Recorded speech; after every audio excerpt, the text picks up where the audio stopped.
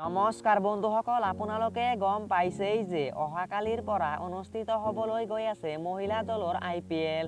প্ৰথম মেচটো অনুষ্ঠিত হ'ব মুম্বাই বনাম গুজৰাটৰ মাজত। তো মুম্বাই দলৰ প্লেইং 11 কেনেকুৱা হ'ব পাৰে, যিহেতু অসম দলৰ জিন্তিমণি কলিতাক মুম্বাই দলে অকশ্যনত ক্ৰয় কৰিছিলে। তো জিন্তিমণি কলিতাক প্লেইং 11ত চান্স দিয়ে নে নেদে সকলো বিস্তাৰিতভাৱে আলোচনা কৰিম। আৰু 3ত আপোনালোকে লাইভ কেনেকৈ চাব পাৰিব, কিমান বজাৰ পৰা মেচটো আৰম্ভ হ'ব, সকলো বিস্তাৰিতভাৱে আলোচনা কৰিম। তাৰ আগতে আপোনালোকৰ ওচৰত এটাই অনুৰোধ, ভিডিঅ'টোত লাইক কৰি চেনেলটো ছাবস্ক্ৰাইব কৰি বেল আইকনটো বজাবলৈ নাপাহৰিব। তেন্তে বলক ভিডিঅ'টো আৰম্ভ কৰোঁ।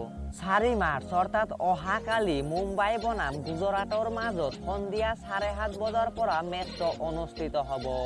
Venue DY Patil stadium. Mumbai দলৰ প্লেইং 11 চাবলৈ গ'লে অপেনিং কৰিব হেউলি মেথডছ আৰু ষ্টিকা ভাটিকাই।